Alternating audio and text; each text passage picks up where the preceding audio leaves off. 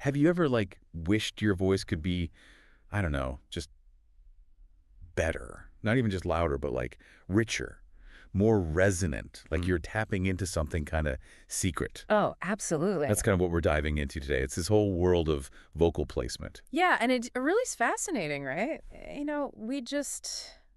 We take our voices for granted, talk, sing, shout at the TV during the game, Guilty. but we never really stop to think about the how, the why. Totally. And that's where this YouTube video comes in. Yeah. Okay, so full disclosure, it's in Spanish. Ooh, fun. Right. That's a whole layer to it. Yeah. But anyway, this creator, they break down this technique. Finding that sweet spot for your voice, whether you're like on stage or just chatting with your buddies. It's essential, really. Oh, yeah. And we're going deep here. Yeah. Beyond just what the video says. Adding the context, the insights. Things that make you go, whoa, I never thought of it that way. Because it's so much more than just hitting the high notes, right? It's understanding. Your voice is an instrument. Oh, I like that. And it's got surprising depth.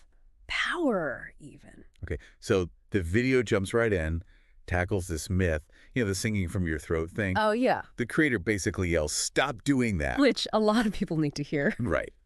Made me laugh, but also, why IS that so bad? Like, what's the harm? Well, it's all about your anatomy. Efficiency, too. Think of your vocal cords, like the reeds on a clarinet. Okay. They vibrate, right, make the sound, but they're fragile. So trying to force all that sound in your throat, it's like playing a clarinet with a pinched reed. Ugh, that makes sense. Strained sound. Exactly. And you could damage the instrument, meaning your voice. So instead of our throats, we should be focusing on, what did the video call them? Resonators. Yes.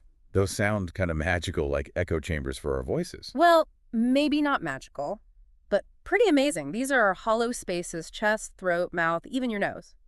And they amplify, they shape the sound your vocal cords make. Yeah. Think of it like strumming a guitar string just in the air versus on an acoustic guitar. Big difference. Huge. It's the resonating body that does that. So with our voices, if we tap into that, we can be more powerful, expressive, all that. You got it. Like having a high-end sound system built right in. And we all have these resonators. But we're not using them right. Most of us know, which is why this is so cool to learn about.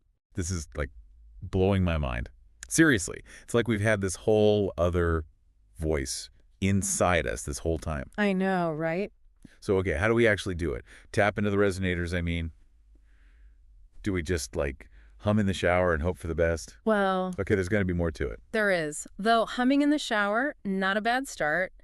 But this YouTube video, it's got a more structured approach. Breaks it down into 3 steps. Ooh, 3 steps to vocal freedom. Hit me. All right, so step 1 is all about shifting your focus away from your throat. Right. Gotta let those vocal cords just be. Exactly. No straining. Easier said than done sometimes. Oh, I know. It's like trying not to think about a pink elephant, right? Ugh, don't know. It's stuck in my head. Pink elephant, pink elephant. See? But that's why step TWO is so important. We got to actively wake up those resonators, make them come alive. Okay, now we're talking. How do we do that? This is where the video gets fun. They've got all these exercises, almost like a vocal warm-up, but also kind of like a silly face contest. Okay, I in... Tell me more about these exercises. Well, the one that really stuck with me was the inflating your cheeks one. Yeah. Sounds weird.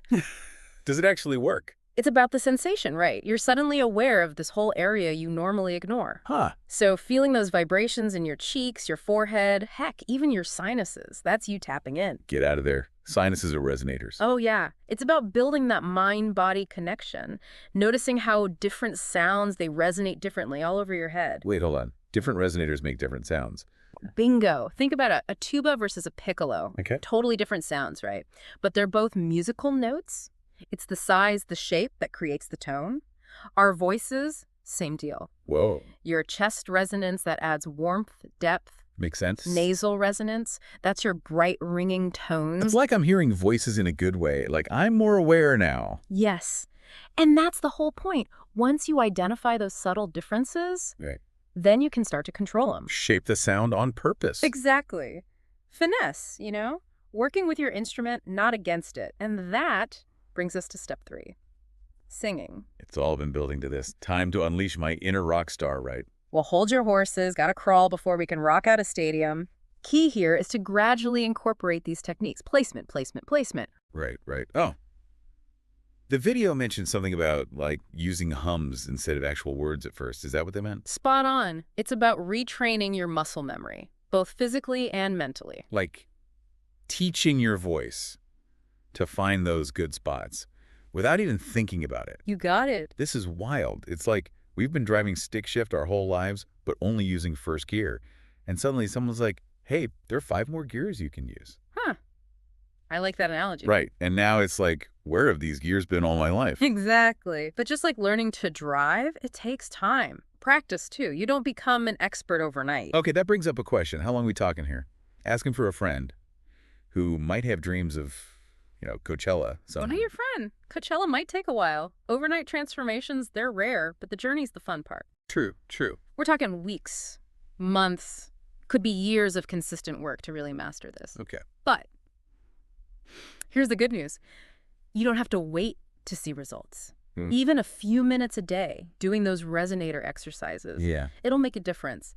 How your voice feels, how it sounds. So it's not just about, like, belting it out on stage. It's about sounding better every day. 100%. When you're using your resonators right, your voice, it just projects effortlessly. Nice. You speak more clearly. And less strain on your voice, too, which means What does it mean? Tell me. more confidence. Giving a presentation, talking in a meeting, even just chatting with people makes a difference. It's like unlocking a superpower or something. Not just for singing, but for, like, life. There you go. That's the idea. We've all got this amazing instrument. We just got to learn to play it. This has been awesome. Yeah. Seriously, we've gone from, like, don't sing from your throat to, whoa, there's a whole concert hall inside my head, all thanks to this random Spanish YouTube video. Gotta love the internet. Right. But seriously, it just shows there's always more to learn, even about things we use every single day. Couldn't agree more. So remember how that video mentioned a free singing course? Yeah, I think they did. I'm thinking maybe we do a deep dive on that next. What do you say? I'm game. Always up for exploring new things, especially when it comes to, the human voice. There's just so much potential there. I love it. This has been incredible, everyone. We went from zero to vocal heroes in what, like 20 minutes? But remember, it all starts with that first step, that first breath, that first hum, that moment you realize, hey, there's more to my voice than I thought. So go explore those resonators, experiment, and most importantly, have fun with it. Who knows what you might discover?